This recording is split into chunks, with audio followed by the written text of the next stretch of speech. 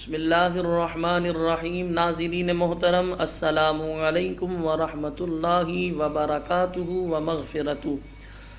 ہم حج کے حوالے سے آپ حضرات کو میری جانب سے اور اسی طرح ہماری ایمان ٹی وی پاکستان کی پوری ٹیم کی جانب سے آپ جو حضرات حج پر جا رہے ہیں، حج کی سعادت حاصل کر رہے ہیں، ان کو مبارکباد پیش کرتے ہیں کہ ہماری طرف سے آپ کو بہت بہت مبارک ہو۔ جب آپ کو پتہ چلا ہوگا کہ میرا نام جو ہے قرآن اندازی میں باقاعدہ نکلا ہے تو کتنی زیادہ خوشی ہوئی ہوگی۔ یہ سفر بڑا ہی مبارک سفر ہے، بڑی ہی مبارک ساعتیں ہوں گی، مبارک جگہیں آپ دیکھیں گے، مبارک جگہوں پر آپ دعا کریں گے۔ تو ہم آپ سے اپیل کرتے ہیں، جب آپ خانہ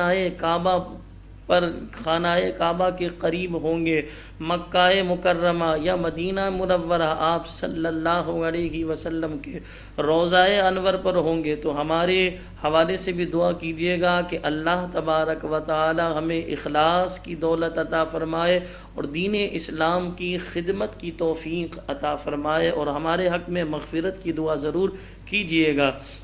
ناظرین کرام، ہم آپ کو اس حوالے سے بتا رہے ہیں کہ حج کے فضائل اور اسی طرح حج کے مسائل ہم آپ کے سامنے لائیں گے، جس میں ہم آپ کو حج کے فضائل بتائیں گے کہ حج کرنے کی قرآن و حدیث میں کیا فضیلت ہے، اللہ کے نبی صلی اللہ علیہ وسلم نے حج کے کیا فضائل بیان فرمائے ہیں۔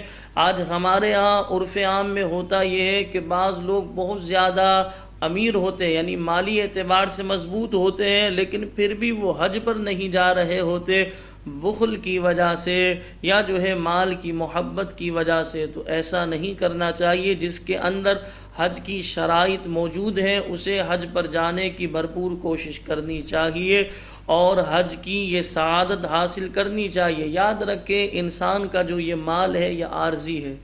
انسان ارب پتی بھی ہو، یاد رکھیں جب مرے گا، مرنے کے بعد جتنی بھی جائیداد ہے اب مرنے والے کا نہیں، اب یہ در حقیقت وارثوں کا حق ہے، وارثوں کا حصہ ہے۔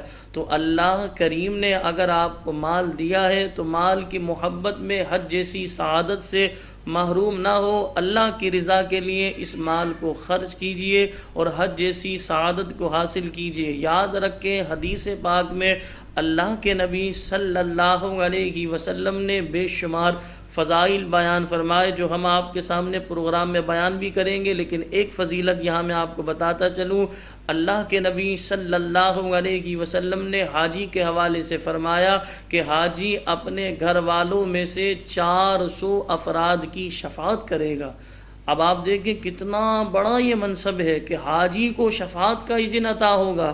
اب جب سب لوگ کھڑے ہوں گے، ایک حاجی جس نے صحیح طریقے سے حج کیا، اپنی زندگی قرآن و حدیث کے مطابق گزاری، اللہ پاک اسے اذن عطا فرمائے گا کہ اپنے گھر والوں میں سے اپنے گھر والوں کی شفاعت کرو۔ 400 افراد کی وہ شفاعت کرے گا، تو کتنی خوش نصیبی، سعادت مندی ہوگی، کیسی عزت افزائی ہوگی۔ تو لہٰذا ہم اللہ کی رضا کے لیے جن کے اندر شرائط موجود ہے، اللہ کی رضا کے لیے حج جیسی عظیم سعادت کو حاصل کریں۔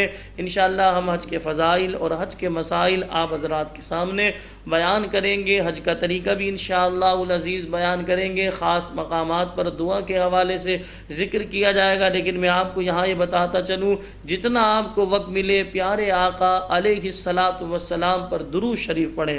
سب سے بہترین وظیفہ اور سب سے آسان وظیفہ ہے نبی کریم صلی اللہ علیہ وسلم، جن کے صدقے میں یہ کائنات مارز وجود میں آئی، جو تمام نبیوں کے، تمام رسولوں کے امام ہے، تاجدار انبیاء ہے، محبوب خدا ہے، ان پر جو ہے آپ خوب کثرت سے درود و سلام بھیجیں، کثرت سے درود شریف پڑھیں۔ انشاءاللہ العزیز سفر آپ کا آسان بھی ہوگا اور اسی طرح آپ کو بہت زیادہ اس حوالے سے لطف آئے گا۔ اللہ کریم مجھے بھی اور جتنے مجھے دیکھ رہے ہیں ان سب کو اللہ تبارک و تعالی بار بار حج بیت اللہ کی سعادت نصیب فرمائے۔ ہم تصاویر میں یا ٹی وی کی اسکرین پر خانہ کعبہ کو دیکھتے ہیں، اللہ وہ دن بھی لائے کہ ہم باقاعدہ خانہ کعبہ کے غلاف کو، خانہ کعبہ کو اپنے ہاتھوں سے پکڑے ہوئے ہو، مطاف میں نماز ادا کر رہے ہو، اپنی آنکھوں سے جاگتے میں وہاں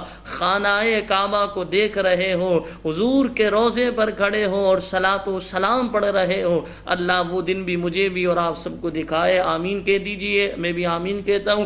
اللہ کریم ہم سب کو اخلاص کی دولت عطا فرمائے، آمین۔ وآخر دعوانا ان الحمد للہ رب العالمین۔